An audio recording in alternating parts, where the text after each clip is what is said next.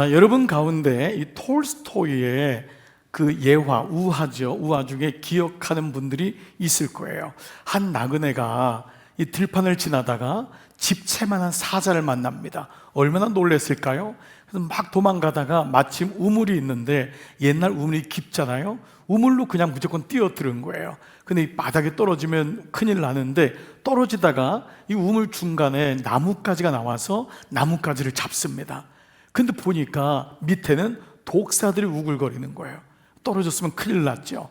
근데 이 나뭇가지를 붙잡는데 참 이 기가 막힌 게 나뭇가지에서 사각사각 소리가 들리는데 봤더니 흰지하고 검은지가 이 번갈아 가면서 이 나뭇가지를 갉아먹고 있는 겁니다. 이제 뭐 떨어질 일밖에 없는 거예요. 그런데 나뭇가지에 놀랍게도 꿀이, 거기 꿀벌들이 거기다 꿀을 이제 모아서 꿀이 흐르는 거예요. 근데 그 와중에 꿀을 찍어 먹는 게 나오는데 이 톨스토이는 이게 인생이다 라고 얘기하고 있습니다. 거기 흰지와 검은지는 낮과 밤을 얘기한다고 말하죠.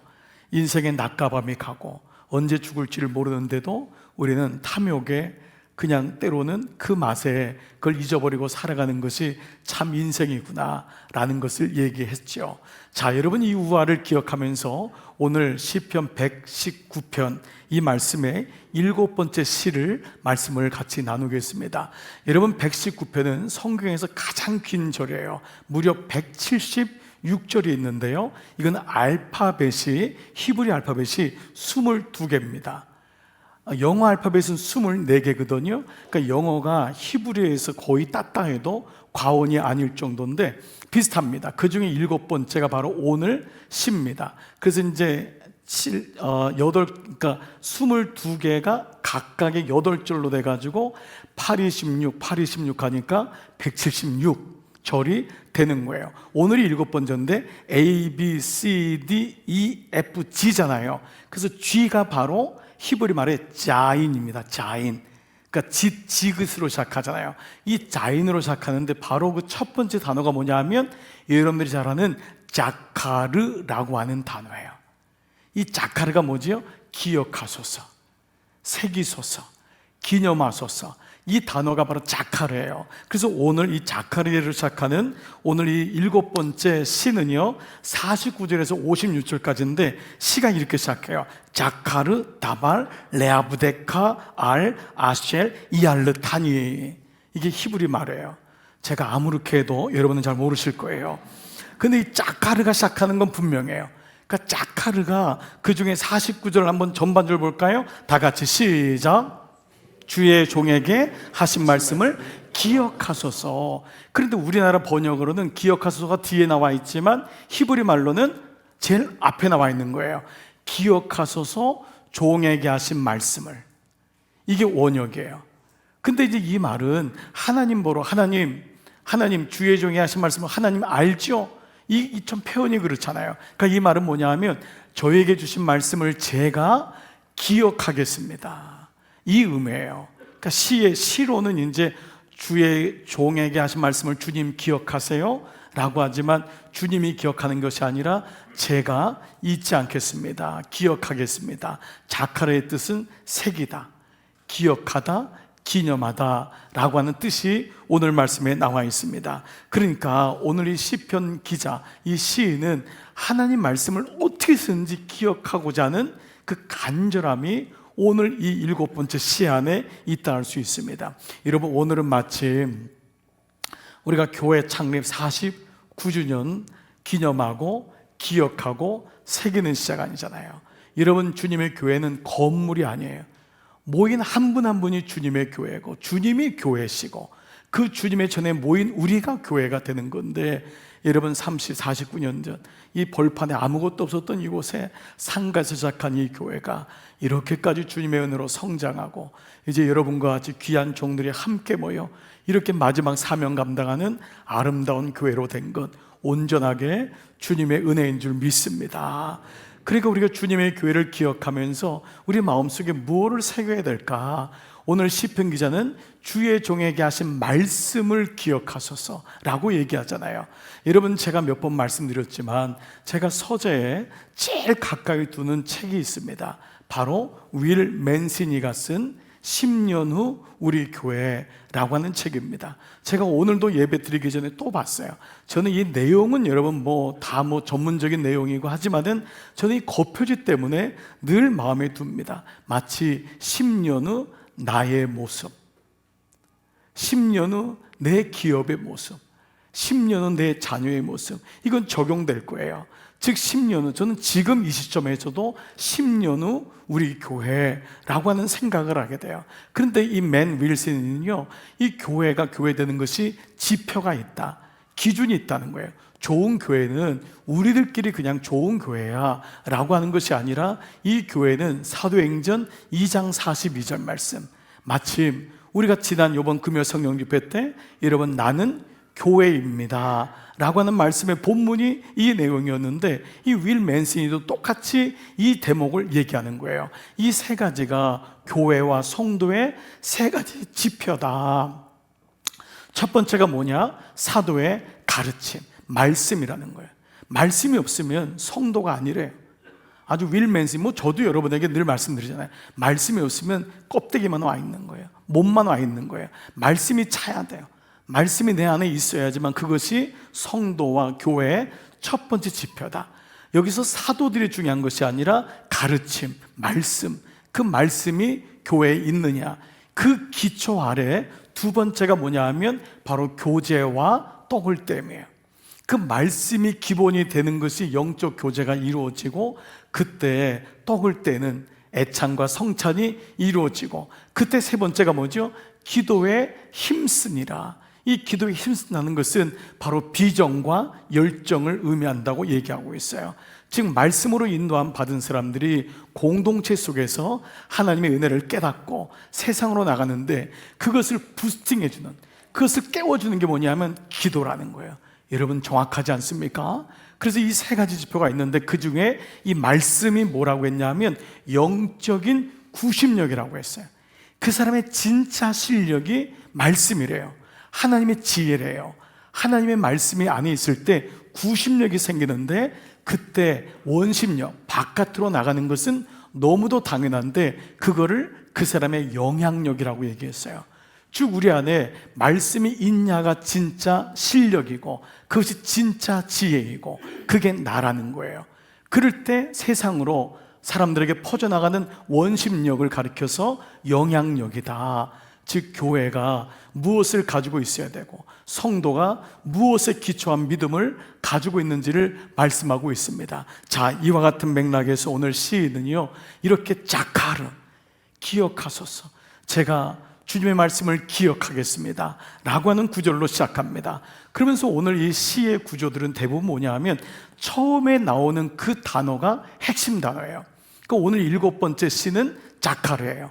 기억하소서. 그러니까 또 다른 시는 찬양합니다. 또 다른 시는 언약을 따르겠습니다, 이런 거겠죠. 그런데 뭐라고 하냐면 서론에서 이제 핵심 단어를 얘기하면서 왜 기억해야 되는지, 왜 말씀을 우리가 잊지 말아야 되는지, 그리고 본론은 어떤 상황에서 그 말씀이 우리에게 적용되는지, 이러한 구조가 모든 시의 구조라 할 수 있습니다. 그래서 먼저 오늘 이 말씀은 왜 하나님의 말씀을 기억해야 하나, 거기에 대해서 세 가지로 말씀하고 있어요. 자, 첫 번째, 그것은 바로 다 같이 한번 읽으면서 한번 기록해 볼까요? 시작. 말씀만이 참 소망이기에. 자, 49절 후반절 한번 읽어볼까요? 펜 들고 동그라미. 주께서 내게 뭘 줬다고요?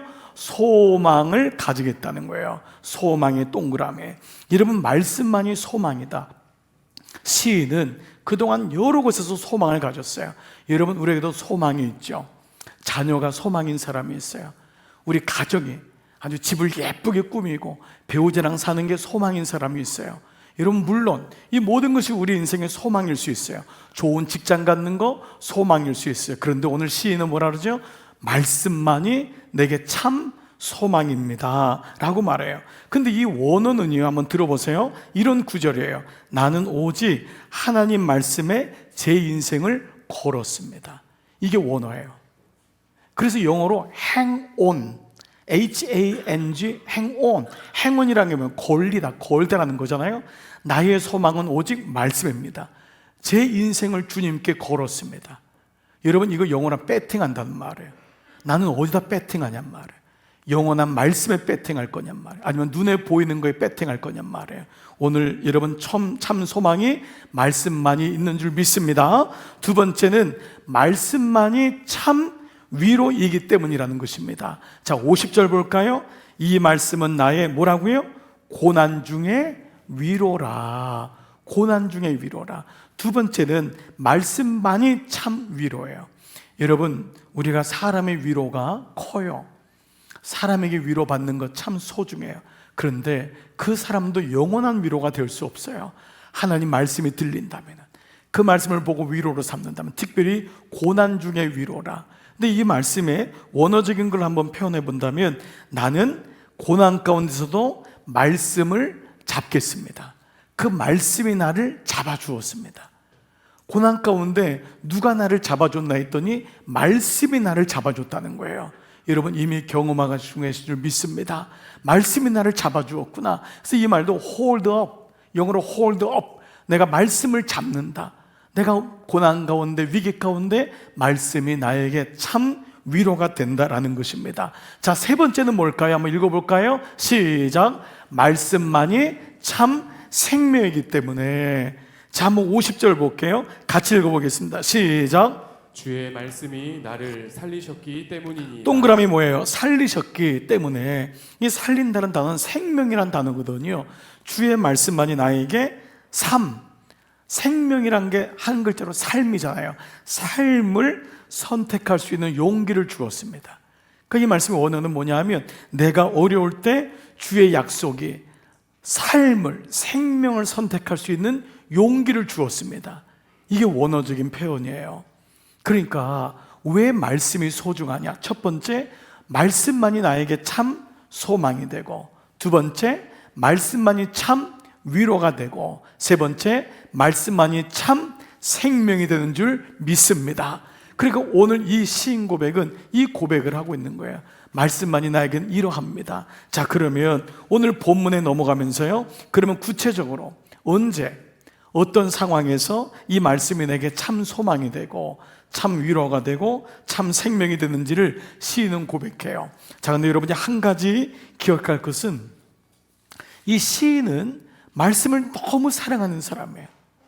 이 시인은 이전에는 말씀 없이 살았던 사람일 수도 있어요. 근데 이제는 알았던 거예요. 나는 말씀 없이 살 수 없습니다. 주님 없이 살 수 없습니다. 이 고백을 하는 사람이에요. 그 측면에서 오늘 이 어떤 상황에서 있는지를 네 가지로 얘기해요. 인생의 어떤 영역에서 나는 말씀만이 참 소망이고, 말씀만이 참 위로이고, 말씀만이 나의 참 생명인지를 얘기해요. 첫 번째, 바로 거절당할 때입니다. 인생에서 거절당할 때. 여러분 51절 한번 볼까요? 시작. 교만한 자들이 나를 심히 조롱하였어도 나는 주의 법을 떠나지 아니하였나이다. 동그라미 조롱하였어도. 여러분, 인생은 감사한 일이 많죠. 근데 때로 인생은 절대 만만치 않습니다. 우리가 저나 여러분이나 착각에서 벗어날 게 있는 게, 모든 사람이 여러분을 좋아하지 않습니다. 모든 사람이 다 동의하지 않을 수 있다는 것입니다. 우리는 모든 사람이 나를 다 좋아하기를 바라요. 모든 사람이 내 말에 다 동의하고 다 찬성하기를 바랍니다. 그러나 인생은 그렇지 않아요. 인생을 산다는 것은 거절당하는 일을 많이 겪는 거예요. 나이가 많으면 많을수록 더 많은 거절의 나이테가 있다는 것입니다.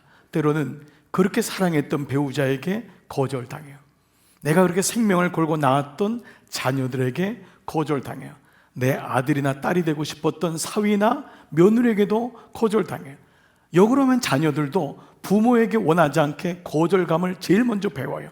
우리 인생은 사랑한다고 하지만 사실 늘 거절을 주는 그런 인생이기도 한다는 거예요. 자, 그런데 여러분, 오늘 이 말씀은 여러분들이 인생을 살아가다 보면 누구든지 다 좋은 일만 있고 좋아하고 이렇지 않다는 거예요. 거절하기도 하고 심지어 조롱하기도 한다는 거예요. 여러분을 뒷담화 하기도 합니다. 뭐 저래?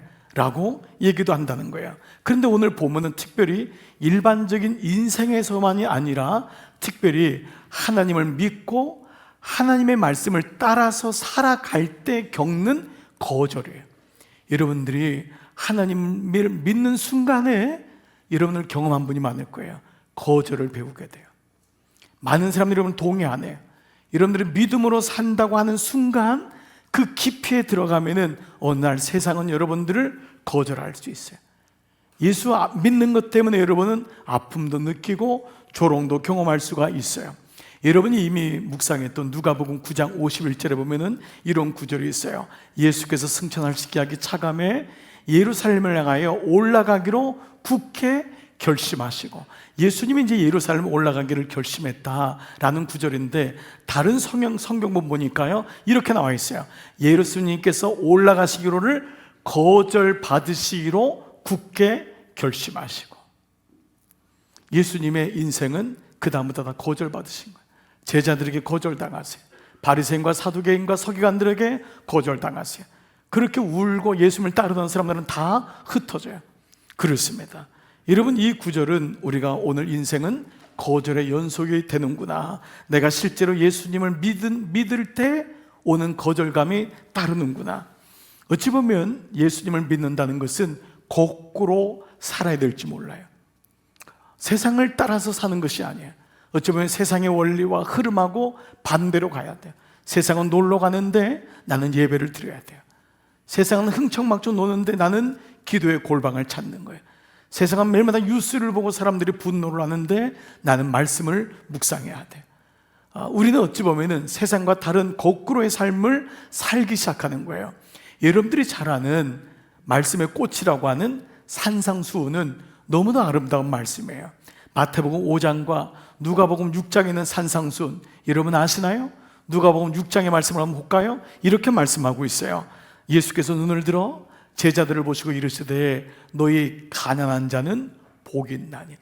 유대인들은 이 말을 들을 때 고개를 흔들었을 거예요. 왜냐하면 가난은 저주라고 생각했거든요.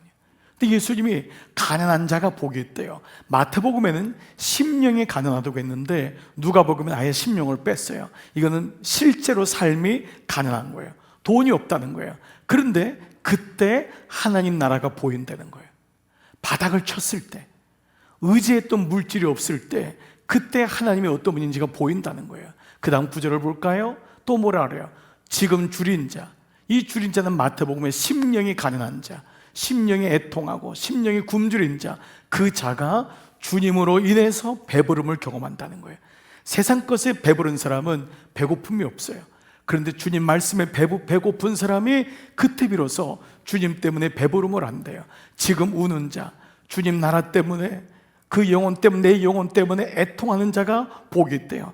그 자가 기쁨으로 단을 거둔대요. 심지어 뭐라고 했냐면 인자가 바로 예수님 때문에 말미암아 사람들이 너희를 미워하고 멀리하고 욕하고 너희 이름을 악하다 하여 버릴 때에는 너희에게 복이 있다.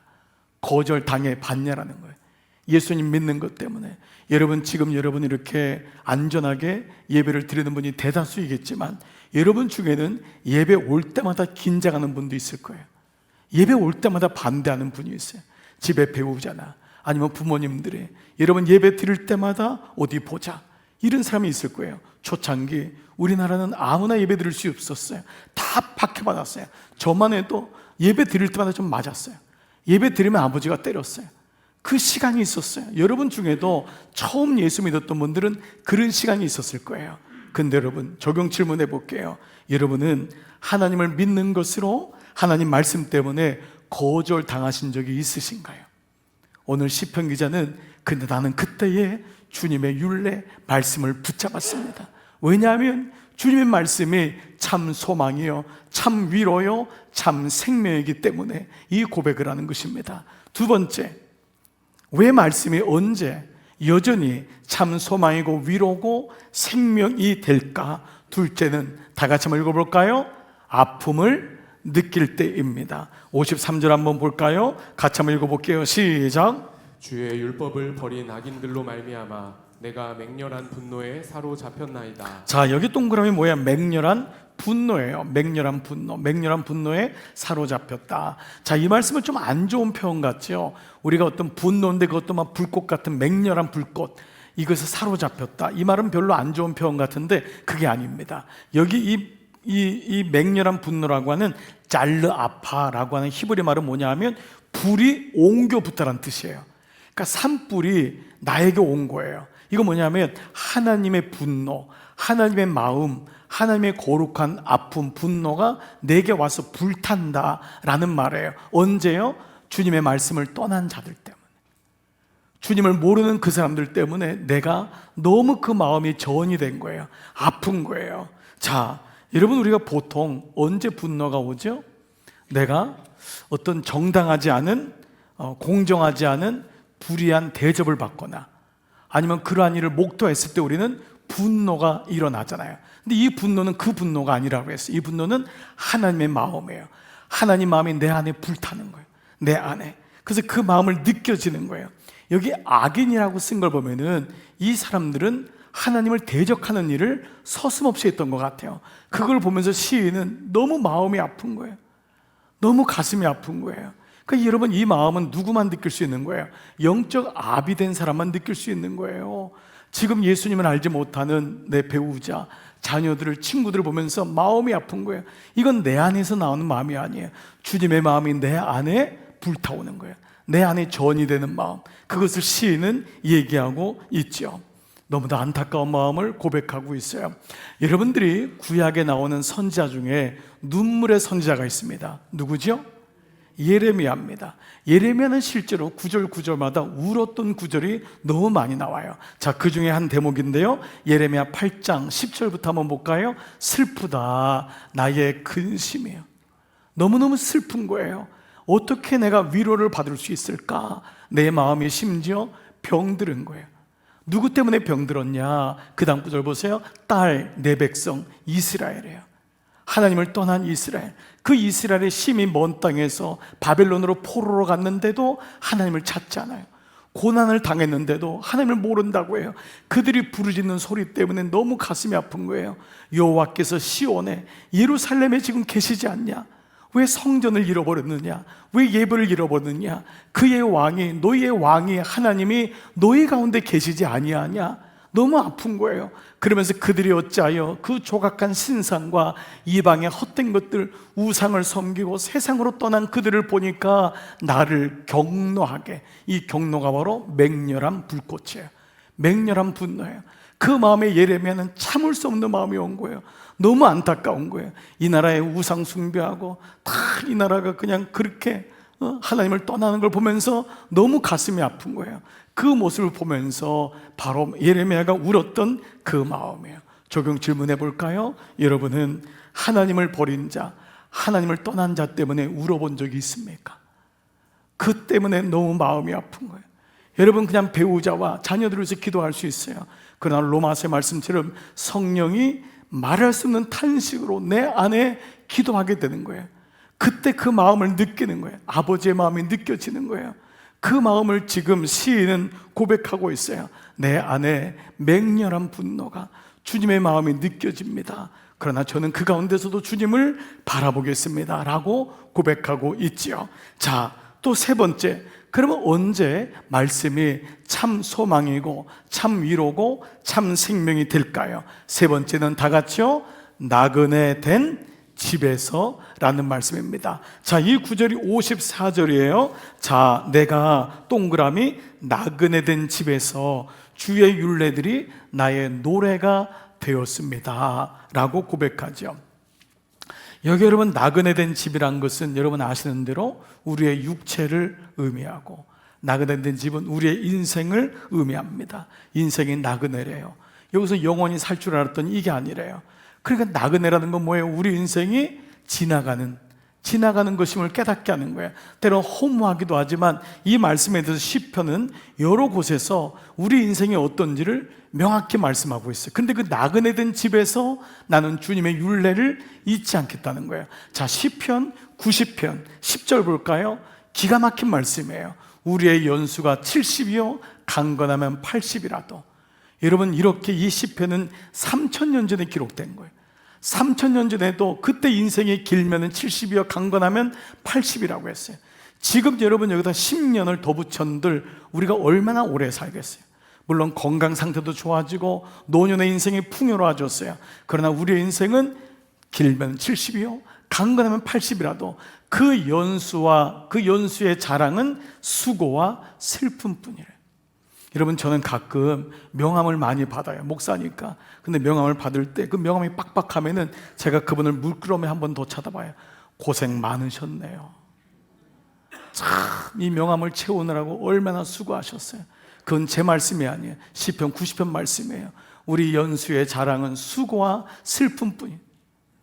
우리 인생이 그런 거예요. 자랑하지만 사실은 수고한 거예요. 그리고 너무 슬펐어요. 얼마나 많은 눈물을 뿌렸겠어요. 그런데 그것이 신속히 간다 그랬어요. 그리고 어떻게 간다 그러죠? 우리가 날아가나이다. 날아가나이다. 여러분이 겉으로 아멘하는 속으로 아멘했을 줄 믿습니다. 아멘. 정말 아멘이에요. 이 말씀에 여러분 누가 부정을 하겠어요? 누가 어떤 사람이 나는 안 날아가겠습니다. 우린 다 날아가요. 그래서 여러분 인생에서 깜짝 놀라는 게 있어요. 우리 스스로가 아직도 여러분 고백이 인생의 고백이 뭐야? 나는 늙을 줄 몰랐네. 두 번째 뭐죠? 나는 죽을 줄 몰랐네. 여러분 이게 인생의 고백 아닙니까? 여러분 여기 저보다 연배 되시는 우리 장로님, 권사님들, 집사님들 많이 계시잖아요. 그런데 여러분 젊으신 분도 있어요. 정말 어쩔 땐 영원히 젊을 줄 알아요. 나는 영원히 안 늙을 줄 알아요. 그런데 어느 날 흰머리가 이렇게 나고 어느 날 봤더니 어느 날 깜짝 놀라 있는 거예요. 근데 인생은 늙어요. 인생은 죽어요. 그런데 여러분 이게 끝이 아니라는 거예요. 시인은 이런 나그네 된 집에서 뭐라고 고백하냐면은 그 다음 구절 시편 90편 11절부터 뭐냐면 누가 주의 노여움의 능력을 알며 이게 주님이 주권자라는 거예요. 누가 주의 진노의 두려움을 알리까? 그러면서 뭐라고 하냐면 이렇게 고백해요. 우리에게 우리 날 계수함을 가르치사. 말씀이 들어와야지만이 계수가 된대요. 말씀이 들어와야지만 인생이 카운트가 된대요. 그래서 내 인생을 돌아볼 줄도 알고 남은 인생을 정말 잘 살아야 되겠구나, 이런 사명이 오는 거예요. 무엇보다 말씀이 들어오면 지혜가 들어오는 거예요. 지혜로운 마음을 알게 하는 거예요. 고집 피우고 살지 않는 거예요. 하나님께로 가는 인생이구나, 내 마음대로 살지 않는구나 라는 것을 깨닫게 된다는 거예요. 여러분이 잘 아는 시편 40편 8절 놀라운 말씀이 있어요. 같이 한번 크게 한번 읽어볼게요. 시작. 풀은 마르고 꽃은 시드나 우리의 하나님의 말씀은 영원히 서리라 하라. 아멘. 제가 한번 읽을 때 여러분 끝에 한번 아멘 한번 하셔야 돼요. 풀은 마르고 꽃은 시드나 우리의 하나님의 말씀은 영원히 서리라 하라. 아멘. 그렇습니다. 풀과 꽃이 누구예요? 나예요. 내 인생이 마르고 내 인생이 시들어 가요. 하지만 하나님 말씀은 영원하다는 거예요. 이 말씀 뭐예요? 그 말씀을 붙잡는 자만이 영원한 삶을 누릴 수 있다고 하는 놀라운 은혜를 주시는 거예요. 시편 기자는 나그네된 삶이라고 부인하거나 나그네된 삶이라고 허무하거나 자학하잖아요. 오히려 그 가운데 그는 주의 율례로 노래하겠습니다. 나는 주님의 말씀을 붙잡겠습니다. 여러분 적용해 보겠습니다. 여러분은 나그네된 집에서 무엇을 노래하고 있나요? 무엇을 노래하고 있나요? 여러분 주님의 은혜, 주님의 말씀이 여러분의 노래의 가사가 되기를 축복합니다. 마지막 네 번째로는 결론적이에요. 언제 말씀이 여전히 나에게 참 소망이고 참 위로고 참 생명이 됩니까? 바로 네 번째, 인생의 밤에서라고 고백하고 있습니다. 55절 볼까요? 여호와여 내가 어디에? 밤에, 동그라미, 밤에 주의 이름을 기억하고. 그래서 자카르로 시작했던 것이 자카르로 끝나는 거예요. 기억하소서. 내가 밤에 주의 이름, 주의 법을 지켰습니다. 그러니까 이것도 역시 자카르가 맨 앞에 나와 있는 단어예요. 주님, 제가 지켰습니다. 기억해 주십시오. 제가 밤에도 주의 말씀을 지켰습니다. 여러분, 이 밤은 하루 중에 낮과 밤 중에 밤이 아닌 것을 여러분 아실 것입니다. 시인은 하나님의 자녀들이 겪는 인생의 밤, 그 밤을 얘기합니다. 인생의 밤을 통과하지 않은 사람은 아무도 없습니다. 여러분이 여기까지 온 것은 몇 밤을 통과했을지 몰라요. 수십 밤을 통과했을지도 모르고 너무 가슴 아픈 밤을 통과했을 수도 있어요. 어떤 분은 남들보다 더 깊은 밤을 경험할 수도 있을 거예요. 아직 경험하지 않았다고요? 아니에요.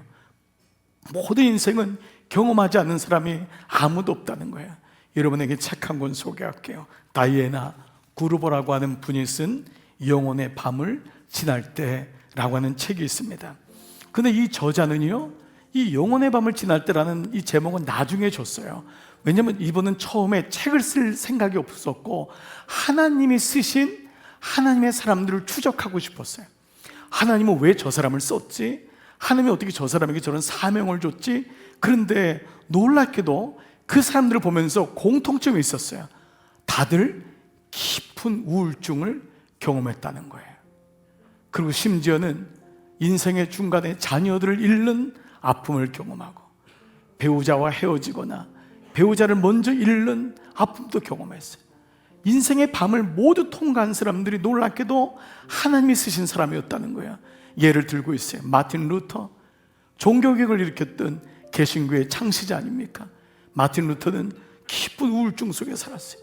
너무 거절을 많이 받았기 때문에 너무너무 힘든 인생의 과정에서 그는 로마서를 독일어로 번역하면서 그는 그때 하나님을 만났죠. 시편도 이 사람이 처음 독일어를 그 라틴어에서 독일어로 처음 번역했던 사람이에요. 그 다음에 영어로 번역되고 그 다음에 우리까지 온 거 아닙니까? 또 한 사람, 찰스 스펄전. 이 사람처럼 영감 있는 설교로 설교의 황태자, 이 사람에게 말씀을 듣고 얼마나 많은 사람들이 회심했습니까? 이 사람은 너무 깊은 우울증 속에, 고독감 속에 살았어요. 자녀를 잃기도 했습니다. 여러분들이 또 알지 모르겠어, 데이빗 브레이너드. 이 사람은 미국의 인디언 선교의 개척자였어요. 이 사람은 얼마나 기도했느니 낙타 무릎이라고 하는 별명을 지었던 사람이에요.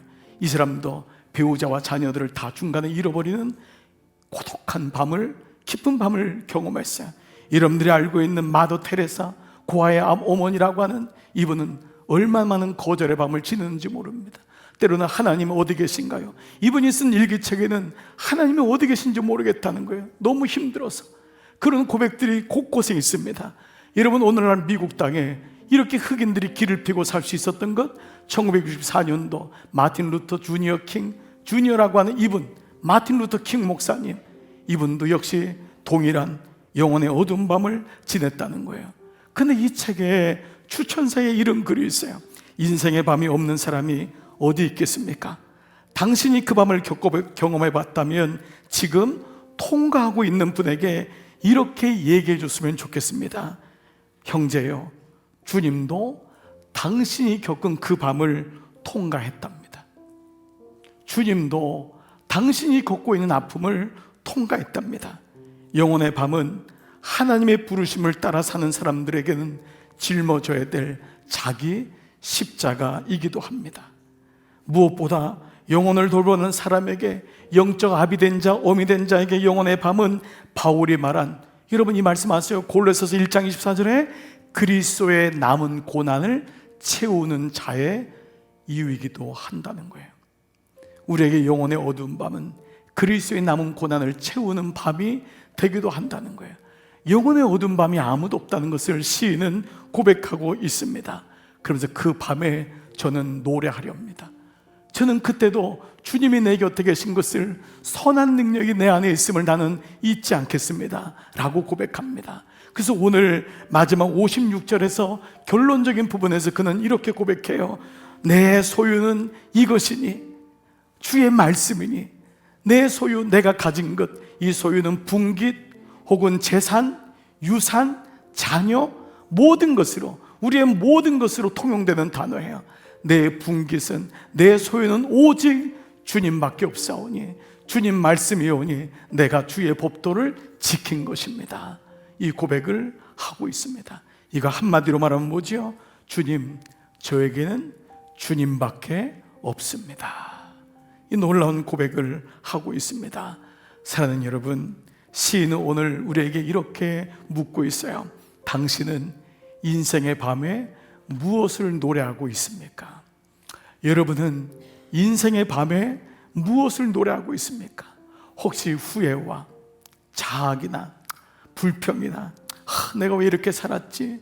그때도 주님이 여러분 옆에 계시다는 거예요. 내가 인생의 밤에 부를 노래는 오직 하나님 말씀, 그분밖에 없음을, 그 말씀만이 나에게 참 소망이 되고, 그 말씀만이 나에게 참 위로가 되고, 그 말씀만이 나에게 삶을 선택할 수 있는 용기를 주시는 하나님의 영원하신 말씀임을 오늘 시편은 고백합니다.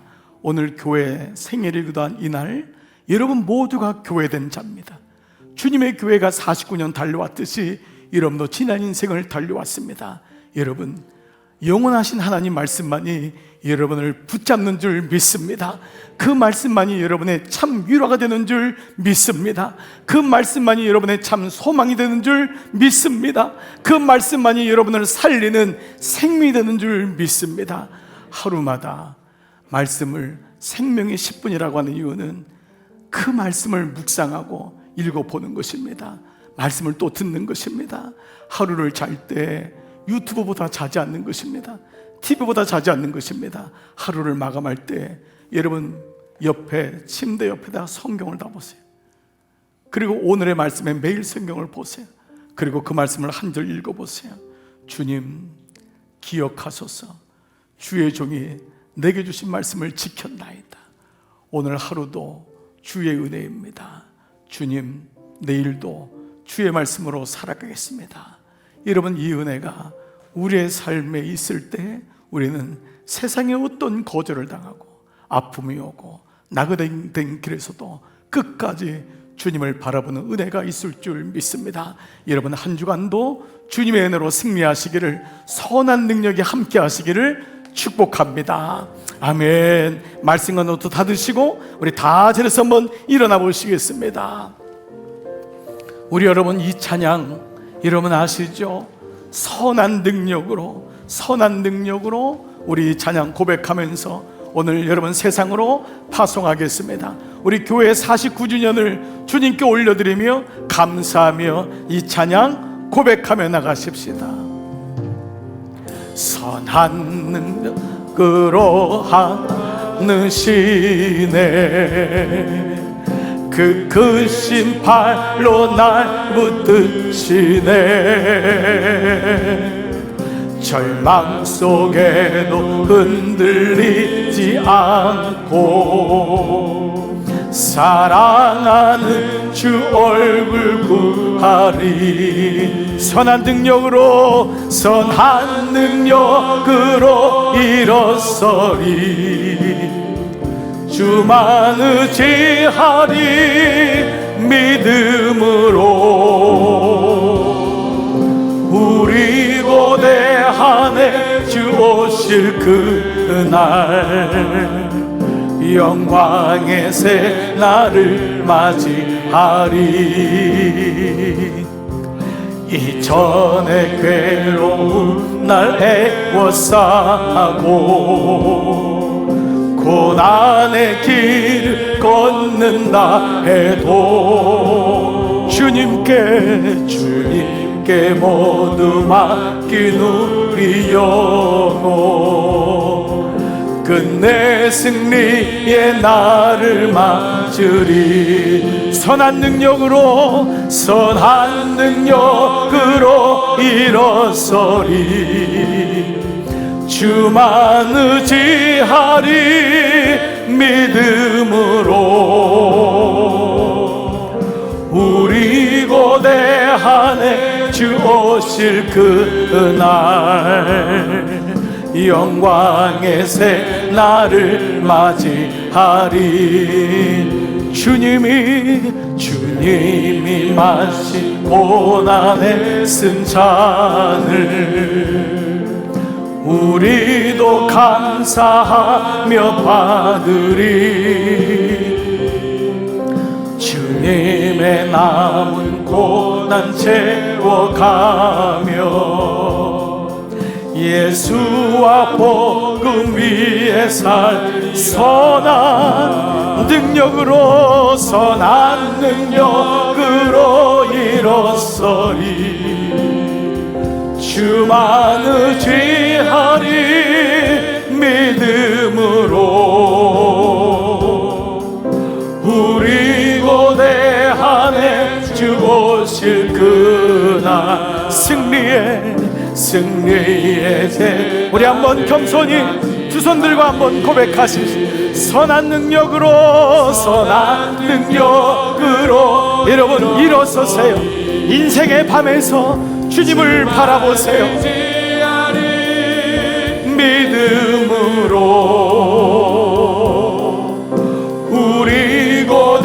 안에 주 오실 그날 승리의 새날을. 여러분 말씀 붙잡고 인생의 밤에 주님을 바라봅시다. 기도하십시다. 살아계신 아버지, 저에게도 인생의 밤이 있었습니다. 지금 인생의 밤을 경험하고도 있습니다. 아버지, 특별히 사랑하는 종들 가운데 깊은 인생의 밤을 걸어가고 있는 종들이 있습니다. 육체적인 연약함 때문에, 관계의 아픔 때문에, 자녀들의 아픔 때문에, 때로는 아버지 물질의 강도 만나서 우리의 인생 속에 깊은 영혼의 밤을 걸을 때가 너무도 많습니다. 시인은 인생의 밤에 주님을 노래하겠다고 고백하고 있습니다. 나그네된 집에서 주님의 인생을 계수하고 주님 지혜의 마음을 갖겠다고 주님 고백하고 있습니다. 아버지, 오늘 이 예배 나온 종들을 축복합니다. 아버지, 나의 인생 속에 걸어왔던 많은 나이대들이 있지만 그때마다 주님을 바라보고 예까지 올 수 있었습니다. 그것은 주님만이 나의 참 소망이요, 주의 말씀만이 나의 참 위로이며, 주의 말씀만이 나를 살리시는, 나를 생명으로 인도하는 그 위로자, 그 생명이기 때문에 여기까지 왔습니다. 아버지, 종들을 붙잡아 주시옵소서. 종들을 인도하여 주시옵소서. 인생의 밤에 제가 주님을 노래합니다. 주님을 찬양합니다. 주님 나의 위로자가 되심을 감사하고, 내 옆에서 나의 힘이 되어 주심을 감사하고, 내가 남은 주님의 그리스도의 고난을 채우며 사명자 인생의 놀라운 은혜로 살아갈 수 있는 놀라운 은혜가 있기를 원합니다. 주님, 선한 능력으로 주님 종들을 붙잡아 주세요. 종들의 두 손에 힘을 주세요. 주님, 종들을 안아주시기를 원합니다. 두려워하지 말라, 놀라지 말라. 내가 너와 함께함이니라. 내가 너의 인생길에서 너의 친구가 되고 위로자가 되고 소망자가 되고 내가 부활이요 생명이라고 주님 말씀하십니다. 오늘 이 말씀이 들리게 하시고, 이 말씀이 나의 삶의 이정표가 되게 하시고, 주의 말씀 외에는 나는 아무것도 아닙니다. 나의 소유는 이것이니, 나의 분깃은 이것이니, 내가 주의 율례를 지켰나이다. 나의 전부가 이것입니다. 나의 생명이 이것입니다. 영원하신 말씀 붙잡고 우리 모두 부활하는 인생으로 주님을 향해 나가게 하여 주시옵소서. 주님을 찬양합니다. 선한 능력으로, 선한 능력으로 일어서리. 주만 의지하리 믿음으로. 우리 고대 안에 주 오실 그날 승리의 새날을 맞이하네. 선한 능력으로 의지하니. 주만 바라보리, 바라리 믿음으로.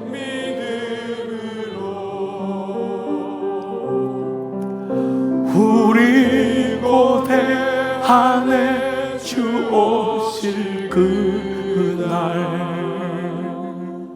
승리의 새날을 맞이하리. 여러분의 두 손을 든 채로 기도할 때에, 아버지, 제가 두 손을 들었어요. 주님, 이 두 손을 꼭 잡아주세요. 아버지, 사람 따라가다 상처받고 물질이 전부인 줄 알았는데 건강 잃고, 하나님 명예가 전부인 줄 알았는데 이것이 아니었어요. 아버지, 저에게는 주님밖에 없습니다. 오늘 이 아침 그래서 예배자가 되었습니다. 저는 주님의 아들이고 주님의 딸입니다. 아버지, 시인이 인생의 밤에서 주님을 노래했듯이 저도 어떠한 인생의 밤이 오더라도 사람들이 나를 몰라주고 나를 거절하고 내 인생의 슬픔이 와도 나는 주님, 주의 말씀을 붙잡고 주님을 따라가겠습니다. 오늘 사랑하는 종들이 두 손 붙잡은 이 두 손을 꼭 붙잡아 주시고, 이 땅에 살아가는 동안 이번 한 주간도 이 두 손 내리지 말고 날마다 주님을 바라보고 주님께 위로받고 주님께 소망을 받고 주님께 생명을 얻는 이 사랑하는 종들의 두 손으로 축복하여 주시옵소서. 종들을 파송합니다. 이제는 성부와 성자와 성령의 은총이 머리 숙인 모든 종들 위에 이제로부터 영원토록 함께 하시기를 간절히 축원하옵나이다. 아멘.